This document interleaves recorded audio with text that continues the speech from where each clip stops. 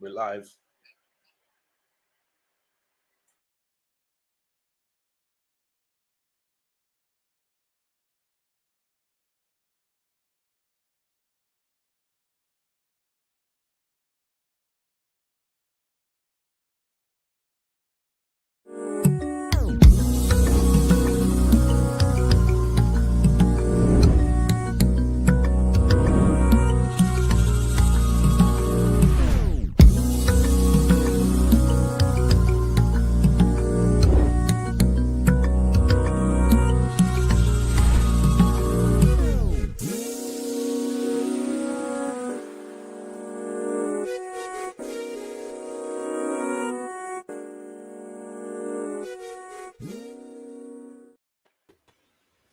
Good evening, Agenda Rights. Half time. Yabba, how we doing, gentlemen? Very well, thank you, Mr. B. How are you, Mr. B? I'm good. I was glad to have a day off. I went to see Mumsy yesterday. She was more than happy to see my ugly mush. So I've done that, so I don't have to see her for a couple of weeks. But yeah, I'm all good. I'm just interested to hear your points of view on a couple of things, to be fair. I demonstrate pace. Who are you? I would have said you were a newbie, but I'm convinced you've changed your name 4 times since we've been on here. So I know who you are. Solo, I hope you're doing well. I know you're out there at work. I will take that. I demonstrate, or Bilal, or whoever you are. Andrew, I hope you're doing well. What's the story in Balamori? You're not gonna like it, mate. I tell you. How you doing, Steph? I hope you're doing well. Bart, good evening, all. Bath time. I have some interesting info for you in particular. I am not trolling. Okay, well, send it to me on Twitter, Bart, or Blue Sky if you've gone there. What's Blue Sky? It's like it's a new Twitter that a lot of people are migrating to because they're fed up with Elon Musk. Like, okay. I looked at it today. It wasn't working, basically, but like everyone is. But basically, they just moved every Twitter account across to there. It looks exactly the same, but it doesn't work. So we'll probably get the agenda over there. Yeah, that sounds about right. Here we go. This is what reason. Paulo Borrera, part of Amarin's staff, has a doctorate in England on injury prevention in football. That was for you, Bath time. Wicked. Thank you, Bart. Thanks for not trolling. Guys, a couple of topics we want to talk about today, obviously. Amarin's in the house. Obviously, certain things are now coming out about what he wants to do and what he wants to do moving forward with players and players' positions. He doesn't actually start work until Monday, when they're hoping that the visa will be ratified, and they're not going to name his coaching staff until all work permits have been sorted. So we're expecting to hear the full. I mean, look, they're all over here, so we all know who it's going to be anyway. I suppose it's just the roles that they'll be giving out to us. But obviously, when managers come in, he's gone with the clean slate approach this time. But he's still digging out Casemiro, but we'll get onto Casemiro. It's weird. He's still digging about, but look, we'll talk about Casemiro. So what he has actually gone and what's come out today is that he's looking at Rashford being the new number 9. Me personally, I think it's probably the best position he'll be playing in the team. It'll probably be the only position he could get in the team moving forward. And if it's set up, if he sets it up, see, I'm not sure he's going to be able to play the 3-4-3.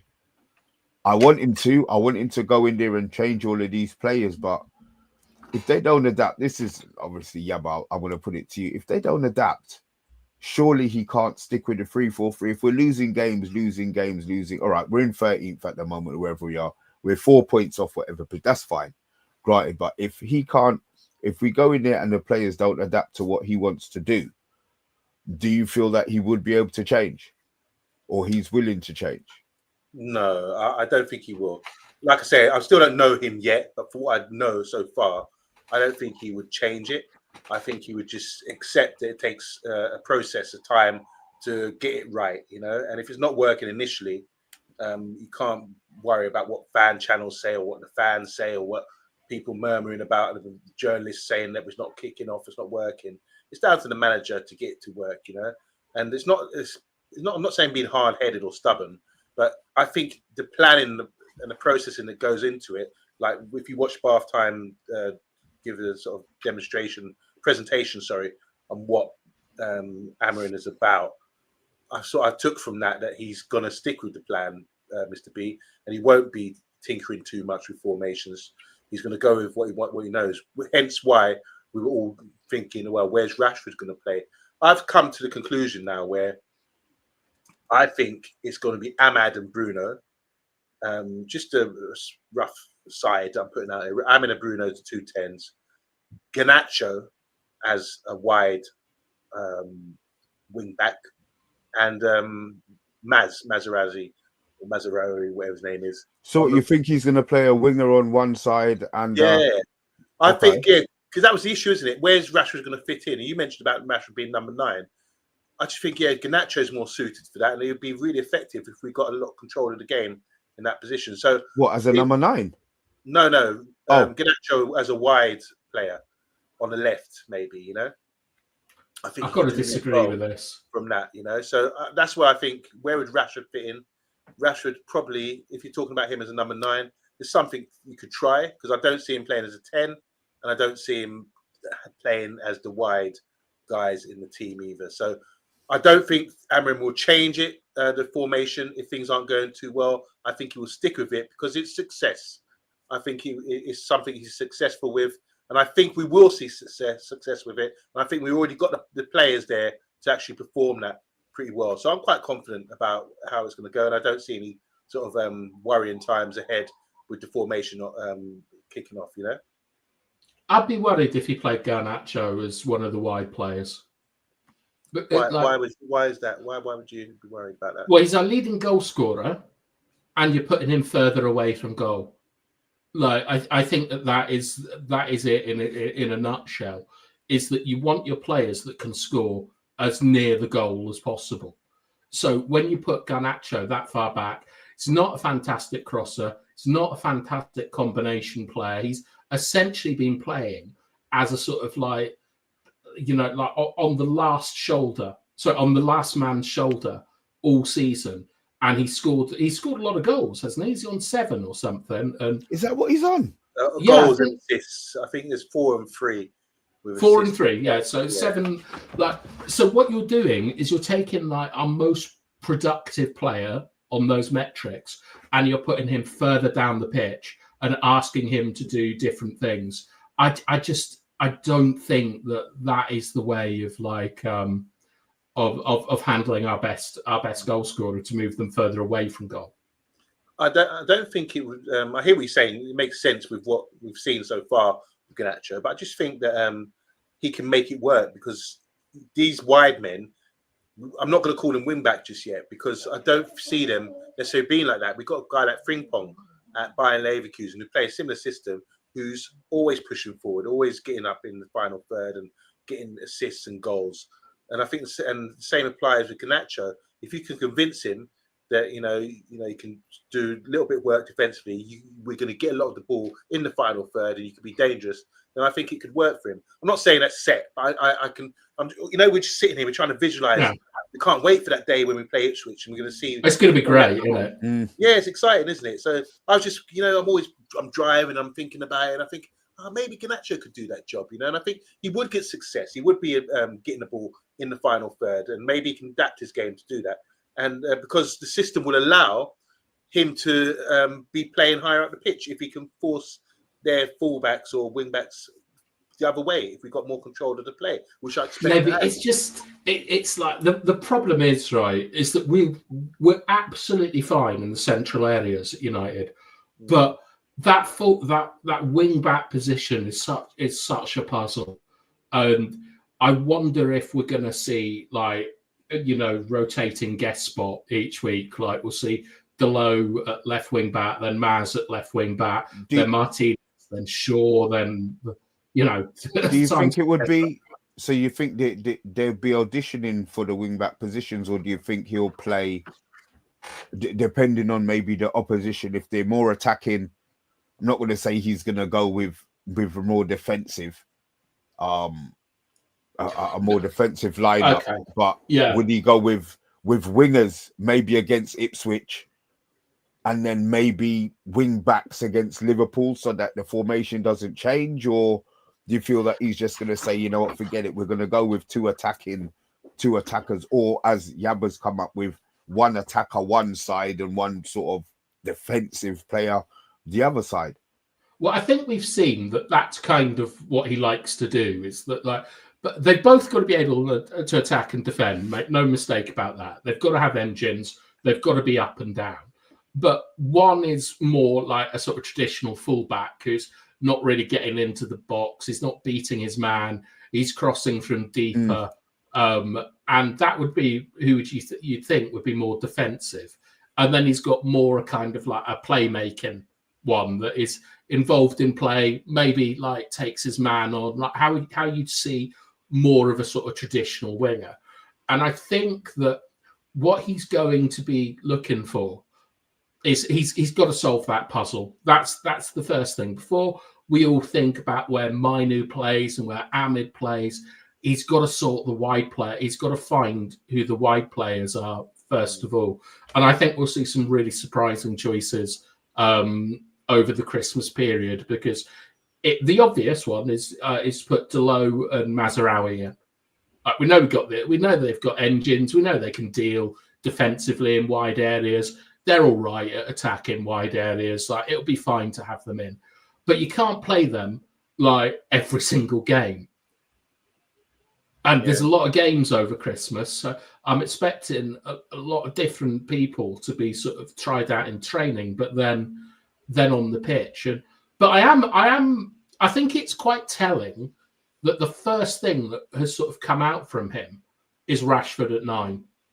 Like, Rashford not being considered for a 10 position, and definitely not being considered for a wing back position as things stand. Like, an out and out goal scorer in a position that, from what I've seen from big knockers at Sporting, not a huge amount of work is needed defensively.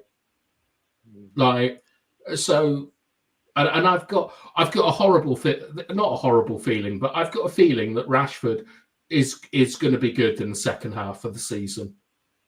Yeah. I think his skill set is, I mean, it's only, you know, these Newfoundland that have these wingers running up and down and tracking back. I think the fact that he'll have to do less running back is probably going to benefit him. Yeah. And let's be honest, over 20 yards, Rashford's, you know, he's got it. He'll beat a man, all right. He'll try nutmeg him most of the time, and sometimes it comes off and sometimes it doesn't. But 1-on-1, in the center of the goal, I would fancy Rashford to be okay. I mean, the fact that he's been out left this season may well benefit his whole game in regards to if he's going to be playing as the lone striker. But I would gladly take him over Højlund as the lone striker. I think I'm not going to say he's our best number 9, but in the system that looks like is going to be played, then I'm taking him as the 9. I'm taking him as the 9. Just United rules. Big up United rules. How you doing?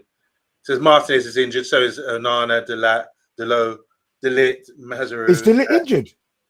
Ahmad, Ugarte, Casemiro.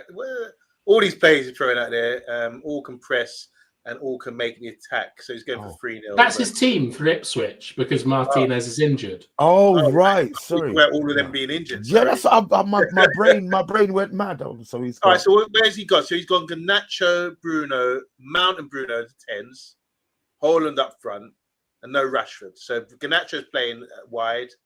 And wait, can you work this out? Sorry, I'm a bit confused. So it's got Delo, De Ligt, Mazraoui as the 3. Oh, shit.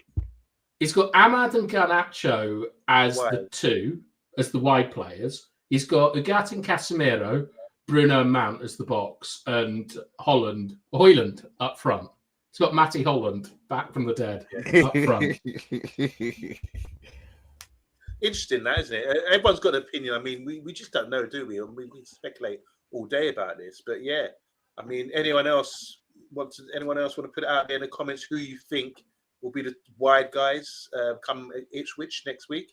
Just want to say, I don't know anyone's watching our England fastest team, except for with the exception of Casemiro, that he's just quit the quickest player. He's picked the quickest players in every position, which I quite like, but that team would never work.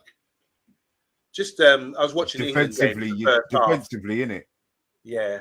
But is it because it's Ipswich and he just thinks they're rubbish? No, I don't think he would do that. I don't think he would. No, this is United rules. I was watching England first half, and who's the Chelsea guy with a headband? Gallagher. Madueke? Yeah, Madueke. Oh. Carl Walker was giving him a telling off because he didn't track back as a wide man when Greece were attacking. And I think it was the Liverpool fullback, the Greek fullback, who made a run off the ball. And Makarek, yeah, he didn't go with him.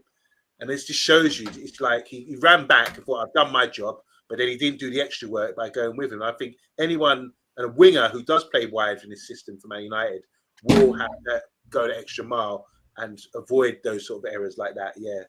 But you say that, but then you've got Frimpong who doesn't defend. Frimpong is an attacker. Frimpong is a winger, and he plays on that side all the time. So I think it's what he wants to set up, and how he wants to set up, because you can't ask Frimpong to defend because he doesn't do it. I think I don't know, maybe because they're so well drilled.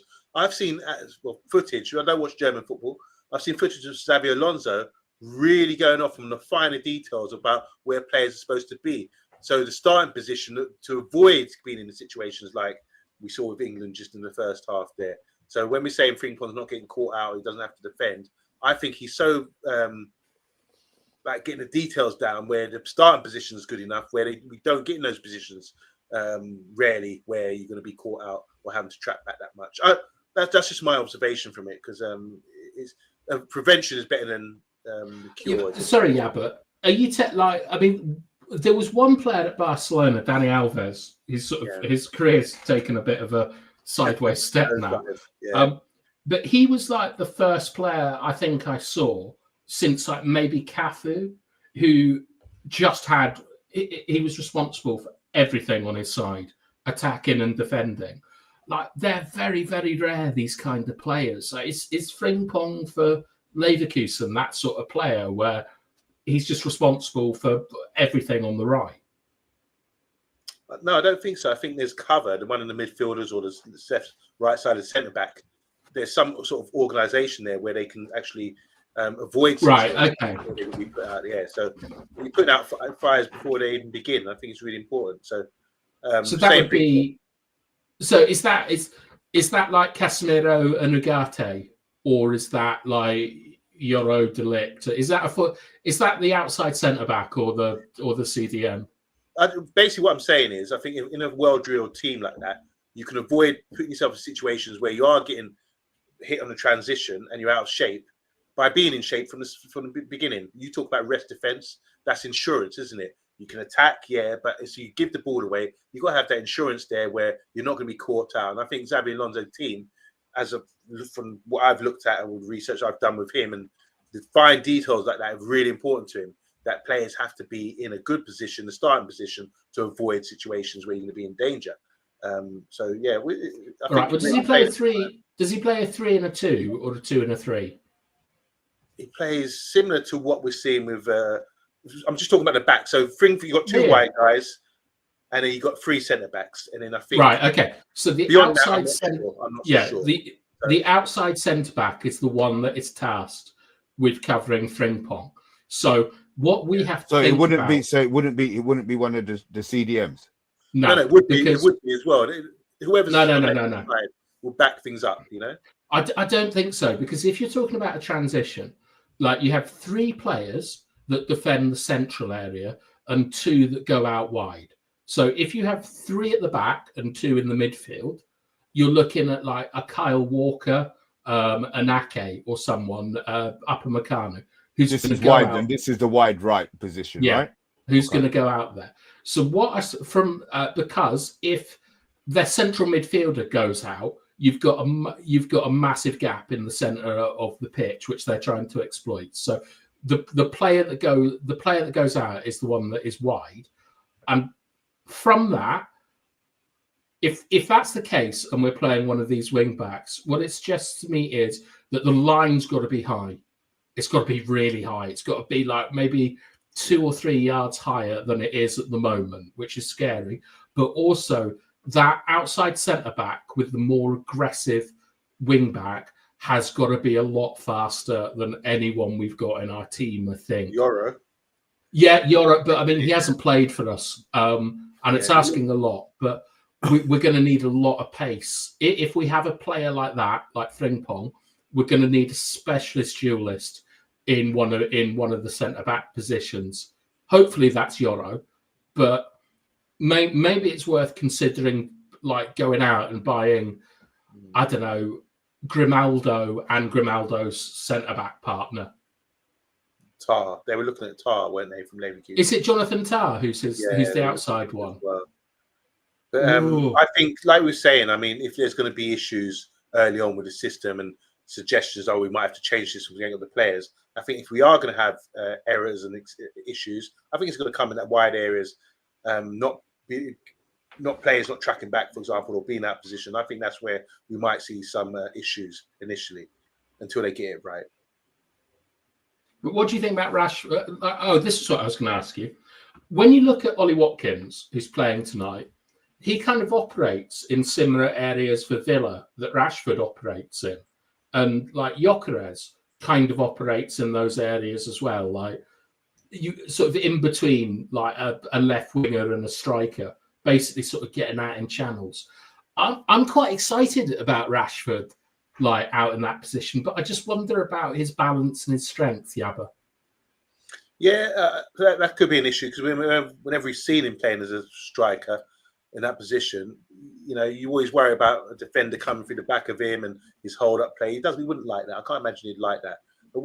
But the more I think about it, with what we've seen with Sporting and the way they set up with their striker, he seems to become alive to get on the end of things and stretch defenses. If he's looking to get on the shoulder of someone and he's got Bruno or Mount or Bruno and Ahmad linking up with him and playing balls into space, he'd love that all day. He's so powerful, though. Like you say, you're right. What we see from the other guy doesn't fit the sort of criteria of the Swedish striker because he seems to be bullish and a bit strong. But that's where Haaland comes in. I think he could. They're very similar, in my opinion. You know, the way they can run strong and. But Haaland's got no touch. Yeah, but that's something to improve on, isn't it? So, I mean, what do you think? What do you think would be like the weakest link in the system as far as we understand it? Because I think we can get a body in at fullback or wingback, that can do fine, that can defend all right, that can attack all right. There's a lot of players that could fit it, but I'm really, really, really worried about that kind of outlet striker because of the 3, Xerxes, Rashford, and Rasmus. Put them together, and we got a good player. But I can't see Xerxes out there doing anything. Højlund is going to try and control the ball and end up in the crowd and start crying. And Rashford is just, I mean, you've all seen what Marcus Rashford is like on his worst days. That's the bit that like worries me. I mean, maybe we might see Bruno doing it. I think we're better than all of them, at least competing for a football. Stick Harry Maguire there, Yabba. I think the more I think about it, Rashford he would enjoy it, and that's the thing with him. He seems to be a person to get him to click. You need to find like the special solution to get the best out of him. When he had that run where he's scoring a lot of goals, he was even scoring headers. That's something we hadn't seen before. Yeah, and I just think if you can tweak it and find the formula to turn him on, I think that position would be ideal for him. He'd be looking at it and licking his lips saying, boy, if I could play in that position and get that sort of those through balls and that work, over the top, which I'm used to, which I like and I'm comfortable with, I'll be scoring a lot of goals. So I think he'd be gunning for that position ahead of the other two at the moment. But like I say, we're only discussing it. I don't know for sure. I don't know what you guys think, but yeah, since you brought this up, it's sort of come to mind. Yeah, Rashford could do that really well, and he will be definitely like cherishing the thought of actually playing there and getting all that service from the creative players behind him. We can only hope. We can only hope. As I said, I flip flop with Rashford. When he stinks, I hate him, and when he's great, I love him like my son. So look, it is what it is. I'd rather love him like my son than hate him, to be fair. But Casa. Yeah, what's this about?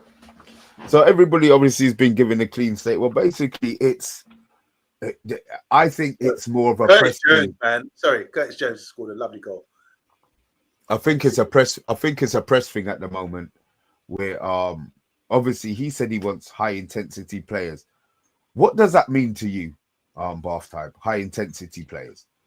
Players that can recover space and attack space. So players, they need to be fast.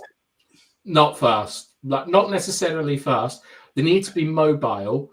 And what that means to me is that like they've got to be effective as well as being fast. Like you can run back, like you can run with your man, and you can keep up with him. But if you can't challenge him or you can't put him off or anything, then there's no point to it. So like high intensity players are players that can cover the ground quickly and be effective when they get there. So what was the story here, Mr. B? What are you saying? Well, it basically how you mean Casemiro to high intensity players from a quote from the manager. So basically what it is it seems like he's going to be getting less game time because he doesn't have the engine to do what Amarin's two central midfield. Obviously, we know Ugarte is going to be in there. Is this speculation or is this from Amarin? Hold on, let me see if I can, because I saw it on something. What I should have done is bloody saved it, to be fair. Right, should we do some comments while you look for that? Yeah. Let me see if I can get this up. Do you want to do them, Yabba, or should I? I haven't flagged any up, but I will do it. So Andrew's saying Rashford is weak. That's the issue. So we're talking about obviously holding up the play and being in those positions there. Bilal's changed his name now. I said, Yabba, would you have represented England? Yes, most certainly. I was born here, so I would have. Big up to Grace Sheridan, by the way. How you doing? Nice to see you. Nice. We haven't got a fring phone. This is what Andrew's suggesting here. Breaking news. Yeah. And then obviously we're talking about the right-sided centre-back having to have pace and cover wide areas. And Grace has said Johnny Evans as a joke, obviously, clearly messing around there. Jeff's in the house. How you doing, Jeff? Says, but hey, you were playing football. I would suffer cold to be able to do that. Does Bart saying here, does Bath Time think De Ligt would be a better centre-back, left-sided centre-back than Martinez? Probably. De Ligt, you think so? I don't like Martinez. I don't think he's very good. But would you play De Ligt? Would you play De Ligt on that side? Yeah, I'm not like. I understand that there's this big thing about having a left footer, left back, and a right footer, right back. I just think you should be able to pass without any issues, in the Premier League on both sides. I think that there's bigger things to be looking at that than the left or right footed.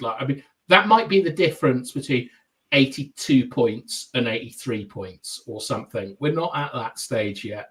So I don't like Martinez. I'd be looking to get rid of him. Just a couple more comments here. Steffi's saying here, Rashford doesn't put his body on the line. We said that before. Rashford. You played with a broken back. Rashford is always what the fuck? Big up to Chat Sport. I'm not sure he will play this formation, he's saying, so it could be a change. What we suggested at the start, or Mr. B did. Bart said here, Rashford could be an option at striker. Could Sancho be the tricky winger that Amarin's teams always like Trincao? Bruno can play the Pedro Gonzalez role, like he does for Portugal. We will sell Rashford, I beg, says Grace. Definitely not a Rashford fan. do we just rebuild again? Then if Amaranth flops, we go for another rebuild after, from the positive and optimistic Andrew. Big G saying hi to everyone in the chat.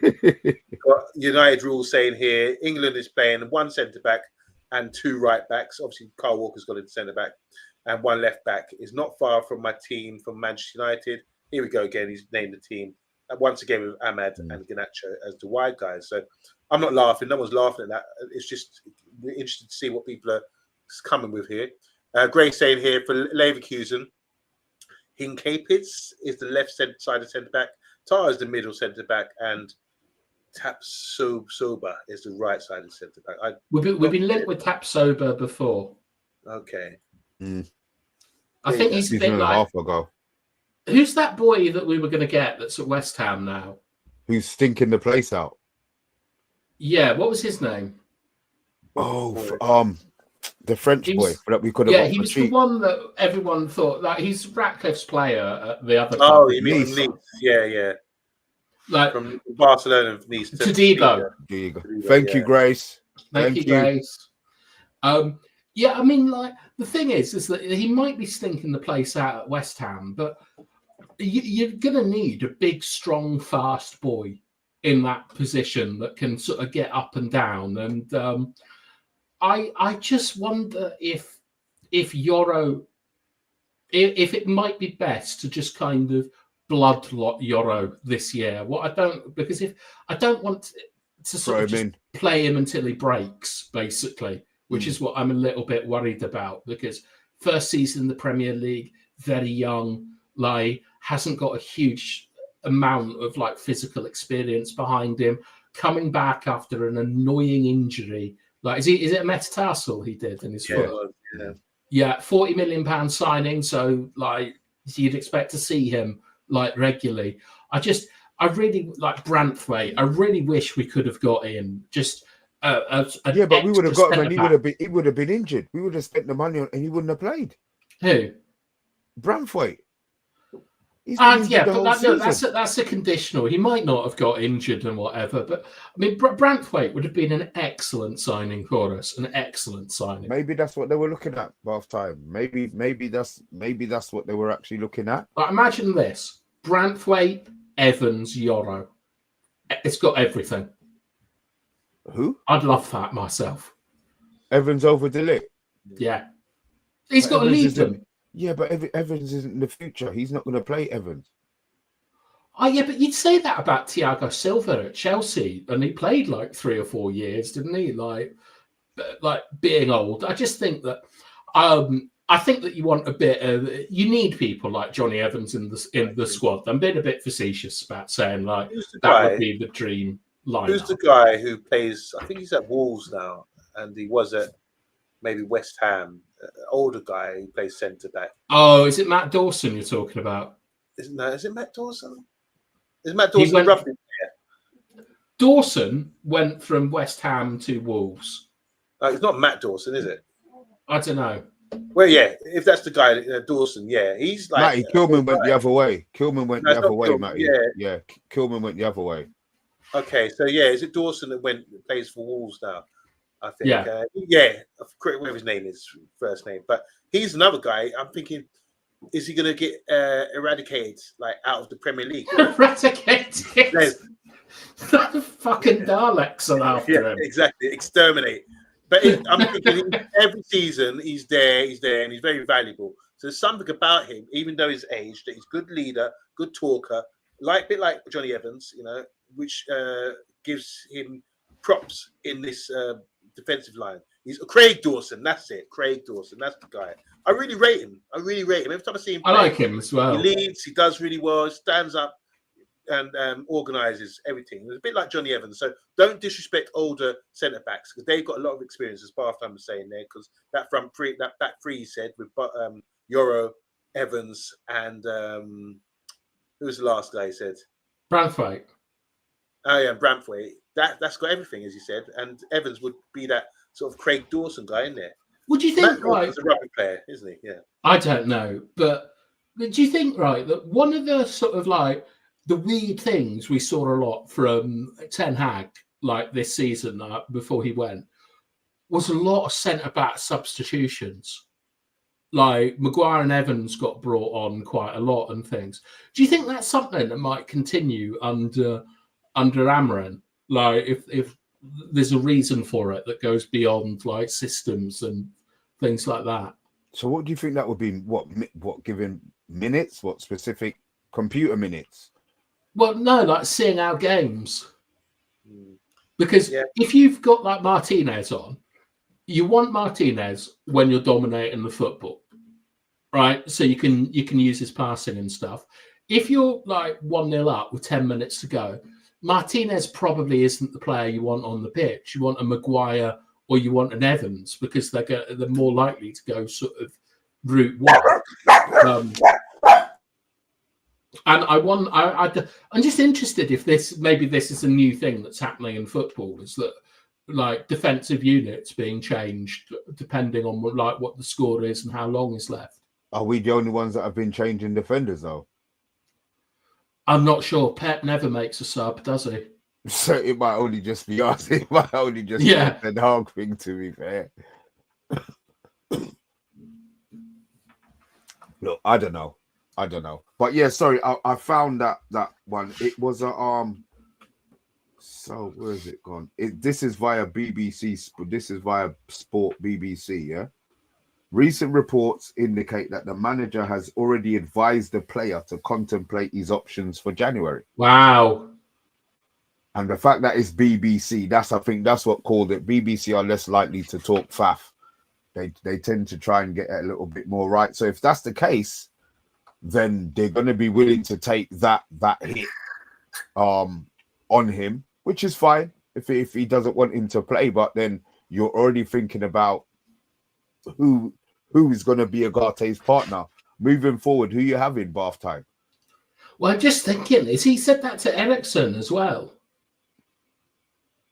Because I mean, Eriksen's name's not on here, to be fair. But the thing is, why I wouldn't see him using Eriksen. I'm just thinking about moving forward. Forwards. Yeah, it's like I think it's really interesting because it does actually ring true to me that like day one you sit down with a player like Casemiro and you go, do you know what, brilliant, like great player, but you're not for me, you're not the future, so like why don't you go out and find yourself a nice little mid-block club somewhere. And you can see that actually being said. Yeah, I can like, and that's why I tend to believe it, and I think that's a great sign of coming in and just saying like what it is, because I mean, you know, we had the whole Ronaldo, Sancho, De Gea stuff where will they, won't they for ages, and for someone just come in and say, look, thank you for your service, you scored a goal in a cup final, brilliant, but you know, we're not looking forward, we're not, you know, going to use you in the future. And Eriksen would tie into that as well. But I don't think you can play Ugarte and Mainu together because there's just not enough. There's not enough aerial power there. There's not enough like proper. Who are you playing from our squad? From our squad of players, who goes in there? You can't say Collier. Collier may well have the physical attributes, but he doesn't have the playing experience. So who are you? I'm worried it's Lindelof. Can I just say something here, please? Sorry to interrupt. I recall when Mainu came back on the scene. He scored an FA Cup final goal as well. He couldn't do any wrong on this channel and with most fans. What happened? What is it that we got to the point now where we're actually eliminating him from any kind of first team squad, or saying he can't, and we talk about what he can't do rather than what he can do? I mean, this is a guy. But I've been consistent. I heard a comment the other day saying about from a former pro, he said the most high potential player in our team is Garnacho, and he was corrected and said, hold on a minute, Kobe Mainoo's got the most highest potential in our team or our squad. I just think everyone's gone off the boil with Kobe. Like they're talking, picking out of sight, out of mind. Yeah, and they're picking out what he can't do. Whereas I'm looking at him, and I remember the FA Cup goal, and I'm thinking, wow, I remember that goal he scored. A goal, okay. Yes. You're thinking offensive.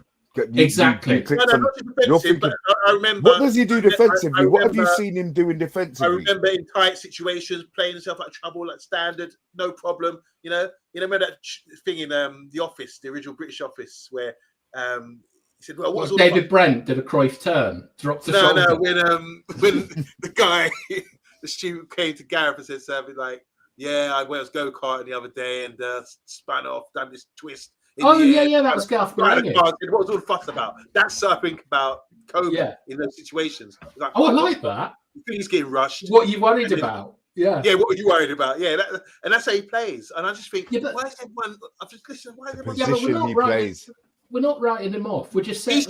He should. He's got the highest potential in our squad. He's a talented player. Bath time. I know, like sometimes you're so diligent with your information. You're right a lot of the time, but saying he hasn't got the running power or to do certain things. Now, yeah, maybe that, but you're neglecting all other great stuff that. No, I'm not. Well. I am saying exactly the same way I said that by putting Garnacho as a wing back, you're taking him further away from goal. I want Kobe nearer the goal for wing all back. The things that you're. Is that the position you're talking about playing him? I said at the start of the show. No. When he talks about Garnacho being a wing back, I said that you're taking the guy with the biggest goal threat further away from goal. I'm saying exactly the same thing about putting Kobe in the 6. I don't think that it brings out the best of his gifts. But when you look at the goals against City, you look at the goal against Wolves, he can score goals and he can use that ability to sort of turn, receive the ball, be calm in front of goal. So I want him nearer the goal and all the things that he's going to have to develop. Like he's not an athlete, right? Paul Scholes wasn't an athlete. Like he doesn't have that. He doesn't have the running power over long distances. He wins a surprising amount of headers, but he's better suited nearer the goal than he is like up front. And you saw Yabba this season. Teams were circling him like sharks in first and second phase build up. They've seen something about Kobe, other managers in that pivot that they're going for blood for him. So I would prefer him further up the pitch where he can use all of his abilities to score the small goals. I haven't written him off at all. I think he's probably our best midfielder. All right, just two things then to you two. Who's got the highest potential in our squad? Because a pro footballer said it was Garnacho, and he was corrected to know it's actually Kobe, but maybe it's someone else. And are you? Because there was a question by the new guy earlier. Said United rules. He said picking your first 11 with what we know in this Ipswich squad. If everyone's fit, will Kobe be starting as well? No. No, I don't think he would. So this is where I'm playing my nostrils and raising my voice. Okay, Yabba, you're saying you're raising. I don't think his skill set, to me, he can't play beside Agate in this formation. Why? I just don't feel that our team, because Agate is going to end up doing all the defensive work again. I want Mainu further forward. I would rather he played in one of the 10 positions, to be fair. Because somebody in the chat said he passes better than Kobe sees passes that, and because of his futsal, he won't be losing the ball in those positions. He's not going to be. I see him more playing passes that put him and Ahmad next to each other in close spaces and see what happens. I would take that, but then you're saying close. Are they going to be playing narrow behind the strike? I would take that. I would have, because the thing is, he doesn't look like a selfish player. And if you've got the forward making the run, I see that he makes the pass. Bruno would see the pass and maybe, 5 out and made. I see him making the pass. I see him being more of a killer like Ericsson in that position. Yeah. Choosing the right pass, not choosing it. He can beat people though. Yeah. That's the difference between him and Ericsson, is that he is that like Ericsson can't really beat a man. Kobe, we've seen all his career, like his ability to sort of go past people, to like you need an extra man to go and sort out Kobe. And I say that I wouldn't play him because I think that the team has done all right recently. And I think that players are going to need to sort of like earn their way into the team. I know it's a new manager and it's a new slate and stuff, but Ugarte and Casemiro have been pretty good like recently, and I would like to see that continue. I think that but then you might want to, but it doesn't sound like the manager wants to. Yeah, but it might be like, look, when Pogba threw his toys out of the pram, Ollie went and said to him, like, look, find yourself a new club. You can go at the end of the season, but I want utter commitment up until that moment so that we can so that you can leave on a good note. Might be the same with Casemiro, because like if you break up that midfield that's done all right, you're instantly putting pressure on yourself if you don't get a good result and stuff. Yeah, but then the formation that he's playing, Bath time, I understand it. Those are the two pivots that have been played, but the rest of the team around them, obviously, their instructions are going to change because how they're playing and how he wants them to play. It could make it more difficult to stick. Me personally, I would keep both of them. I would just play both of them and see where it brings us in. But who's the other option? See that. Right, Ugarte's going to play. Who is the other guy that we put next to him if it's not Mainu or Casemiro? There's no one, is there? I don't think. I don't think there is. I actually don't think there is. Mount can't go in there. Bruno can't go in there. Bruno might actually. What, because of his skill set? Because he's the captain, or because Amarin feels that it benefits the team for him to be going in there? Well, I think Bruno, like when he's played in the first and second phases, he's been pretty good this season. Like in the build up and stuff, he hasn't had the ball pinched off him.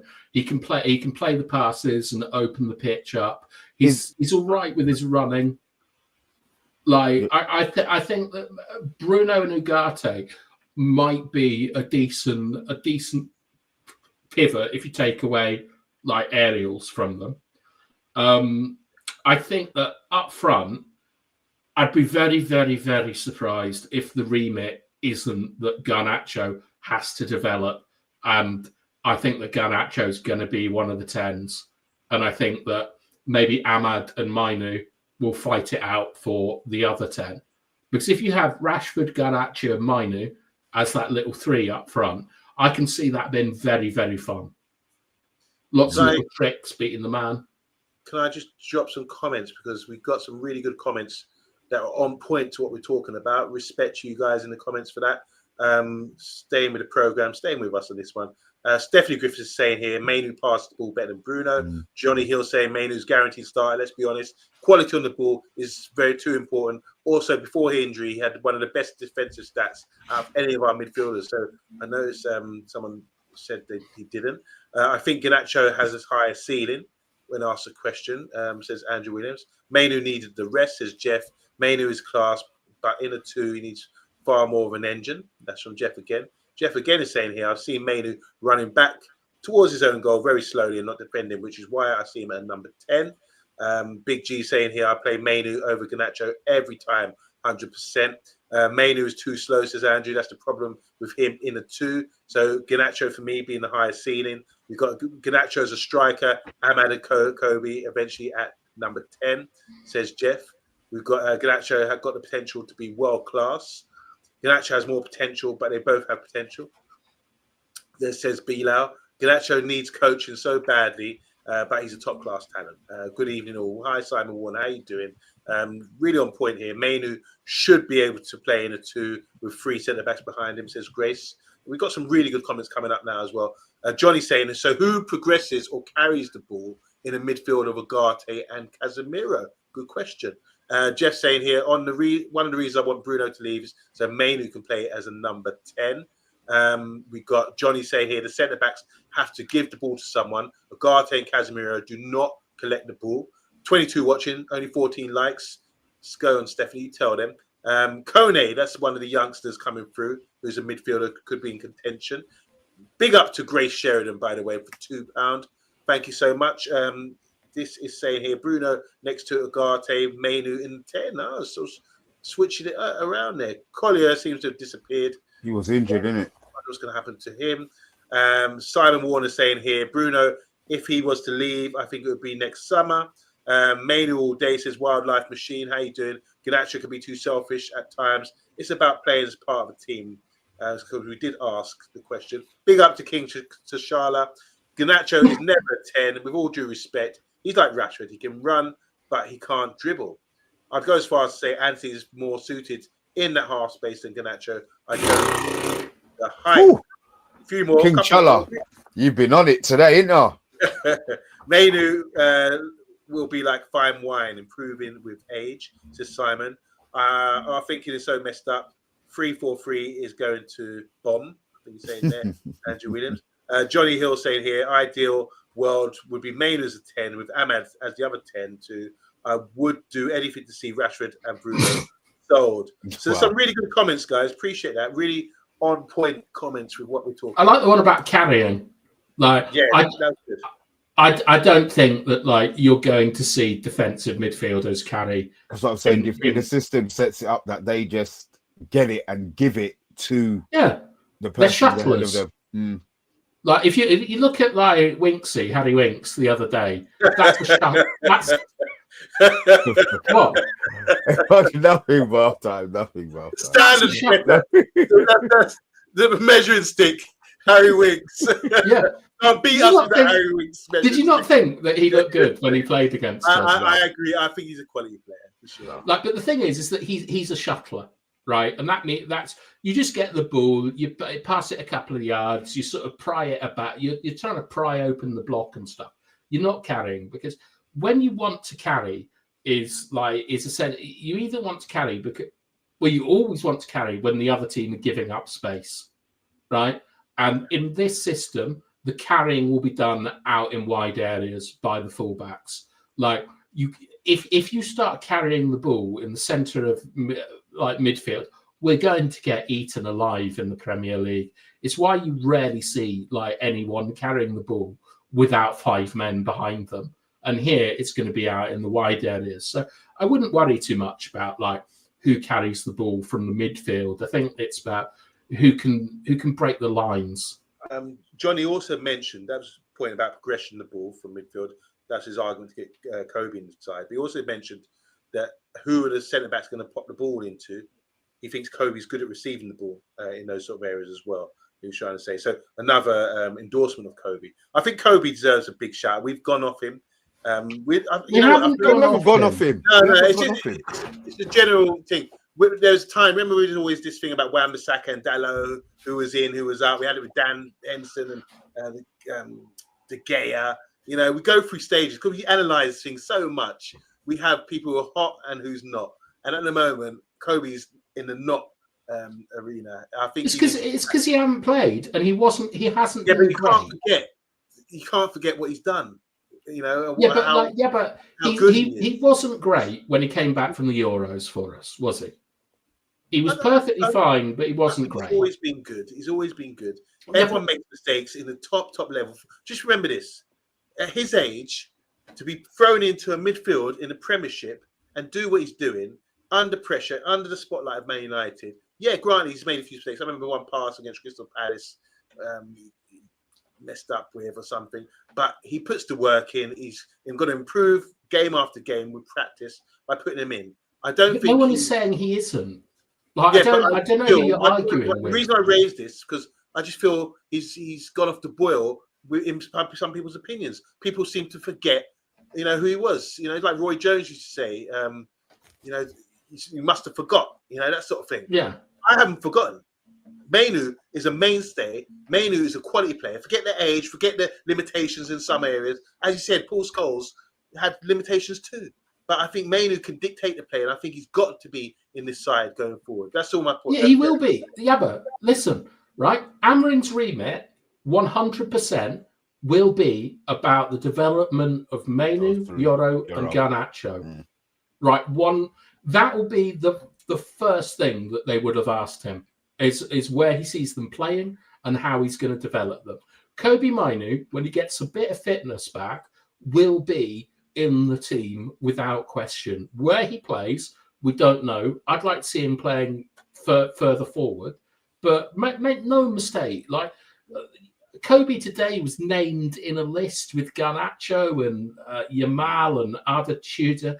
There is no way that there isn't a plan for Kobe Mainoo going forward. Don't worry about it. Agreed. Well, can we stop having any slander on Kobe Mainoo? There's no slander. No. What are you going on?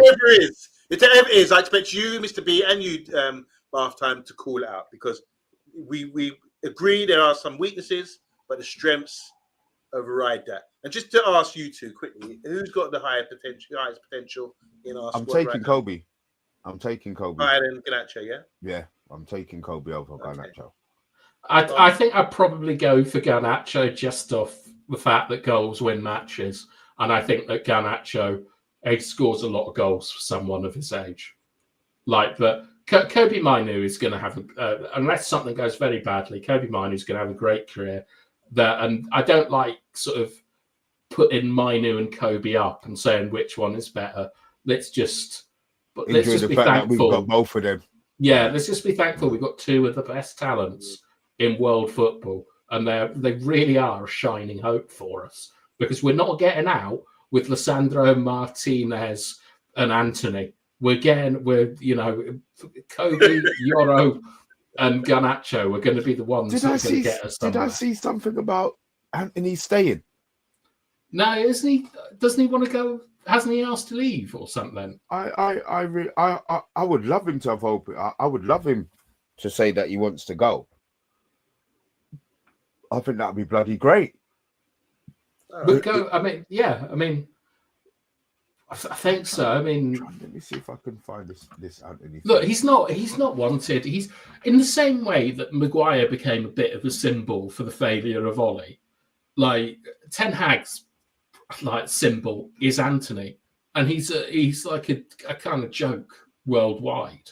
Like anything that goes in circles, people put up and say, "Look, it's Anthony," and I don't think he's got the mentality to do what Maguire did and, play himself back into people's hearts and on the pitch and stuff. I just think it's best for everyone if he goes, including himself. And it's just really worrying when you hear that Ajax are kind of thinking about it, but they're a bit worried that his confidence has been affected. And and I mean, last night Yabba told us that Ten Hag was favourite to take over at Roma. So I'd like to congratulate Claudio Ranieri on sealing the Roma job today.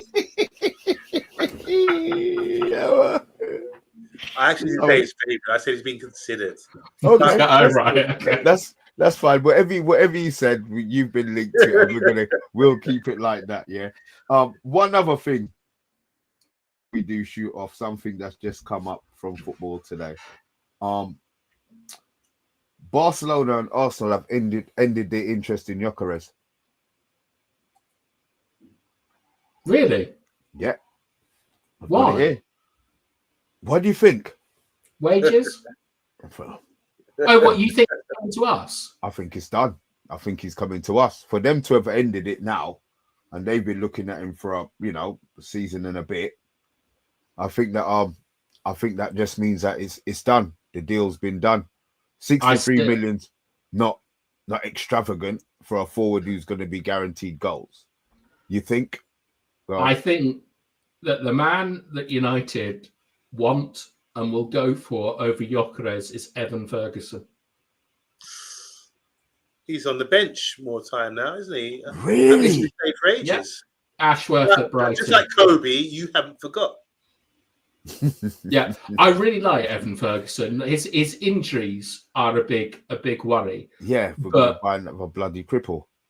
Yeah, but the thing is that it's the same with Rasmus. Like he's at an age where you get injured a lot, and you hope that they sort of develop from that, like bones fusing and so on. I just think that the Ashworth connection to Ferguson at Brighton, and the fact that he really is like he is the best striker of his age group, like in Europe. Like he's British, and remember like Ineos coming in. So what did you just say, half time? Best striker. He's the best striker of his age group. How old is he? It's like 19, 20. Name me a better striker. He's 20 years old. I don't know, but I'm gonna. We haven't look. He had a bit of a cameo and he scored a couple of goals and looked good, big and strong. He's a big Kevin Davis for me at the moment. Unless he does James Bean. He's gonna have to show me a lot more than what I've seen. Maybe you've seen more than me. I'm not really. I have my criteria for judging strikers, right? What is your criteria? Let's break it down. What they do in transition, what they do in hold up, what they do in the box. Okay, in transition, he's very good. He's fast, he can pick a pass, and he's strong. Okay, holding up the ball, not a problem. He can get better at it, but it's one of his strengths. In the box, he's a very, very good finisher who can get power off either foot without a huge need for massive separation. And he can also beat Premier League defenders one-on-one in the air, across the ground, things like that. He really has a foundation that suggests to me that he could be a really top player. I don't see anyone better at 20 years old or however he is. Like, I haven't seen anyone like that I think has a better foundation than he does. I think that the British thing is really, really important to Ineos. Like, we haven't signed a British player, have we? Despite them saying they wanted a core of them. I'd like to see an Irish Mount. We got bloody scared, didn't it? They bought Mason Mount and he's been a bloody jinx. But the thing is I think Gyökeres is a bit old. For one thing, I think that he's a little bit unproven. Well, he's obviously unproven in the Premier League. I would prefer Ferguson to come in than Gyökeres. So somebody who you would rather have Ferguson, who is younger, but I don't get that. I don't get that move. I don't get Ferguson over Gyökeres. You're saying Gyökeres is unproven in the Premier League. Ferguson's had half a season. Maybe a year. But I think what I think the plan should be is for a team to grow together, like to get the talents in and grow them, like Kobe, like Yoro, like Garnacho. Build them together, grow them all together so that they gel, and by a certain age they're ready to go. Yeah, Ferguson's similar age, like Premier League and stuff like that. And the other thing is it's not going to be hard to sell a homegrown player like that has Premier League experience and stuff. I think that Ashworth, he knows him, and that's really, really important. He knows his character, he knows his family, he's worked with him, he's seen him up close. And I'm a bit scared of Sporting FC, Portugal FC. We've been through this with the bloody Eredivisie. I get it coming in, but look at the figures. But look at the figures that this guy is hitting though. Half time. I understand you want Premier League players, but in Portugal I get it. But he's been doing it in Champions League. Sporting, he scored in Champions League, so it's not just a Portuguese thing. Yeah, no, I mean, like, look, I'm not going to complain if we get Gyökeres in, but if Gyökeres is 65 to 80 million, I'd prefer to spend that money on Ferguson because 63 is the max. 63 is the buyout, but he's already got this gentleman's agreement where he's leaving at the end of the season. It's not going to be that. United aren't going to be paying. Ashworth and them and Barada aren't paying. They haven't played top dollar for any player, bar obviously Euro, where we had to probably push the boat out a bit. They're not going max on any player. So I don't see I don't see it being a 63 million. That's fine. I don't have any issue with us signing Gyökeres. There is a connection between Gyökeres and Ashworth as well, where Gyökeres was at Brighton on loan, and Ashford is the guy that basically sold him to Coventry and loaned him out to Coventry. So my thoughts on Dan Ashworth, but if the club are happy with Gyökeres and that's the guy they want, I think it's great to back the manager and so on. But just personally, I think that Evan Ferguson is a player that looks to me to be a United player. He's the best young striker in the Premier League. And I'd like to see us going back to hoovering up the best talent. Not saying he's like a Wayne Rooney, but he's the nearest thing to Rooney in the league in terms of age and potential. And that's, I would like to see us, when you look at Europe and you see how the English clubs are doing in the Champions League, like we're absolutely dominating it. We should be dominating Europa and the Conference League as well. And I think that we've got to start getting Premier League players instead of like going out and scouting people like Højlund and Xerxes and stuff like that who have to adapt. Get me a Nana we should have got a Nana from Everton. We should be getting like Premier League players coming in that are ready to go, because not everyone's going to be like Mazraoui, just straight off the bat. Doesn't happen to water. Very often, does it? Yeah. So that's my feelings on it. Look, with the Evans thing, yeah, he's got a lot of potential. We saw that when he was playing. He hasn't played for a long time. He's gone off the boil. He's with the hot and not category. He's actually in the not right now because he's not playing football. I watched Brighton the other day. He's on the bench and I think, okay, he's not even starting. And even when he was hot, he wasn't starting most games either. But I think he's got potential, and I agree with you. He can hold up the ball well. He's strong. He's pretty fast as well, and two-footed. So yeah, let's see what happens with that. He could be proven to be right if he starts turning up and be the player that you expect him to be. So yeah, it's an interesting one that. But Barclay made a quote say he's the best young player, young striker for his age group and all that. And I was thinking that I couldn't think of any other good strikers his age. So. It's not like a couple of years ago when Højlund was, but maybe he is the best of a bad bunch. Who knows? Mr. B, I've got a few couple of just news roundup things. Man United, Liverpool, Arsenal, and Tottenham have lodged legal notices reserving the right to seek compensation if Man City are found guilty of the 115 breaches of Premiership rules.